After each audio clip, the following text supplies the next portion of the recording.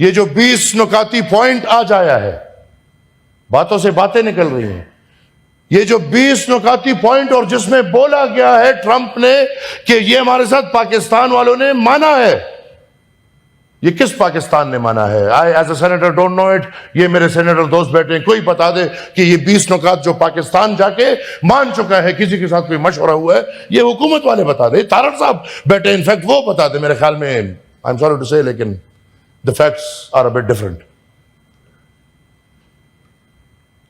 तो I request the government कि the prime minister और चीफ जब भी वापस आए, आई डोंट नो आए हैं नहीं आए हैं, लेकिन वो जब भी वापस आए एक जॉइंट सेशन होना चाहिए। और ये जो इतना बड़ा सौदा हो रहा है, इस सौदे पे जो सौदागर है, और हमें पता है कौन बना हुआ है आजकल सौदागर, वो पार्लियामान के सामने पेश हो और वो पार्लियामान को बताए कि ये क्या हो रहा है।